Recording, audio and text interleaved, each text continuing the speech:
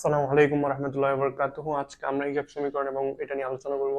হিসাব সমীকরণ এবং উদ্ধৃতপত্র প্রায় সিমিলার বলা যায়, কারণ এখানে হিসাব উদ্ধৃতপত্র আমরা একটা নির্দিষ্ট হিসাব কাল শেষে আমরা সম্পদ দায় মালিকানা সত্ত্বের হিসাব যেটাতে রাখি একটা হিসাব কাল শেষে, সেটাই হলো উদ্ধৃতপত্র। ঠিক সেম ভাবে হিসাব সমীকরণেও কাজ হচ্ছে আমাদের সম্পদ দায় মালিকানা সত্ত্ব নিয়ে কাজ করা। সম্পদ দায় মালিকানা সত্ত্বের বহিঃপ্রকাশ হল মূলত হিসাব সমীকরণ।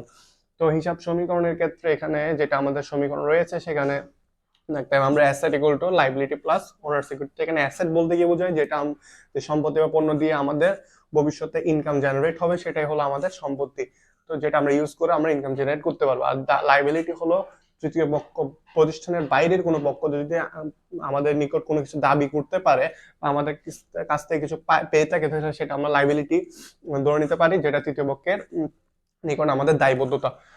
তারপর এখানে এই দাবিটা হচ্ছে মালিকের দাবি, ব্যবসায়ীর নিকট মালিকের যেটা দাবি থাকবে, ঠিক আছে, ওইটা হলো ওনার সিকিউরিটি, যেটা মালিকে পেয়ে থাকবে আর কি। তো এখানে ওনার সিকিউরিটি আবার বর্ধিত করা যায়। এখানে আমরা ক্যাপিটাল হলে অ্যাড করি আমরা, তারপর ড্রয়িংস হলে মাইনাস করি, তারপর যেটা আমাদের আয় হলে সেটা প্লাস, আর এক্সপেন্স হলে সেটা মাইনাস করে থাকি আর কি। তো এটাই মূলত হিসাব সমীকরণ। হিসাব সমীকরণ মূলত একটা নির্দিষ্ট হিসাব বিন্দু শেষ হিসাব কাল শেষে করা হয়ে থাকে। তো এখানে আমরা হিসাব সমীকরণের দুইটা পরিবর্তন দেখতে পাই। একটা হলো গুণগত বা কাঠামোগত পরিবর্তন, আর একটা হলো পরিমাণগত বা নিট পরিবর্তন। প্রথমে আমরা দেখি এখানে আমরা হিসাব সমীকরণকে কিভাবে, মানে প্রতিটা ট্রানজাকশন কিভাবে এখানে এটাকে পরিবর্তন করতে পারে। হয় এখানে প্রতিটা ট্রানজাকশন হয় এটাকে প্লাস অথবা অ্যাসেট, মনে করেন এখানে যদি আমরা equal to L plus C লিখে থাকি, তো প্রতিটা ট্রানজাকশন আমাদেরকে হয় এখানে অ্যাসেট প্লাস হইতে পারে অথবা মাইনাস হইতে পারে, অথবা একদিকে যদি আমাদের প্লাস হয় আরেকদিকে এখানে প্লাস হতে হবে।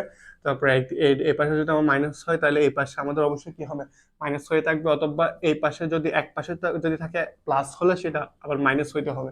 ঠিক আছে, প্রত্যেকটা ট্রানজেকশন এভাবে কাজ করে থাকে, মানে উভয় পার্টি সবসময় প্রত্যেক ট্রানজেকশনের পর এই পার্টটা সবসময় সমান থাকবে আর কি।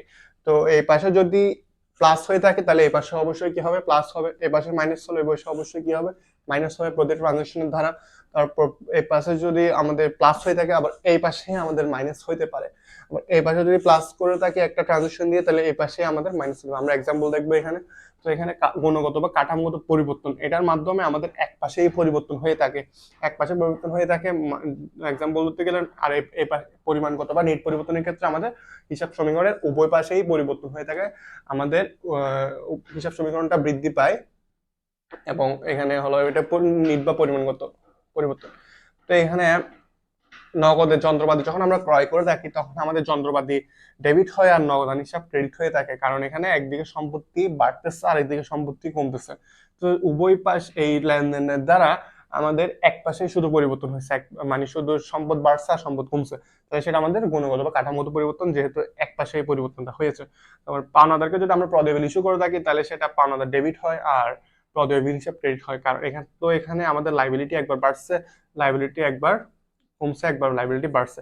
তো এটা এক পাশে পরিবর্তন হয়েছে, এই পাশে এল এর ক্ষেত্রে পরিবর্তন হয়েছে, তাহলে সেটাও গুণগত পরিবর্তন। তারপর পরিমাণগত ক্ষেত্রে আমাদের উভয় পাশে পরিবর্তন হয়, যেমন মালিক কর্তৃক যদি বিনিয়োগ করে থাকে 5,000 টাকা, তাহলে নগদান হিসাব ডেবিট হচ্ছে আর মূলধন হিসাব ক্রেডিট হচ্ছে, তাহলে এখানে সম্পত্তি বাড়তেছে আর মালিকানা সত্ত্ব বাড়তেছে। তো এখানে উভয় পাশেই পরিবর্তন হচ্ছে হিসাব সমীকরণের। এখানে এটা অ্যাসেট বাড়তেছে আর ওনার সিকিউরিটি বাড়তেছে। তো আবার বাকিতে যদি আমি যন্ত্রপাতি ক্রয় করি, যন্ত্রপাতি ডেবিট হয় আর পাওনাদার হিসাব ক্রেডিট হয়, তাহলে সম্পত্তি আমার বাড়তেছে আবার এদিকে দায়ও বাড়তেছে।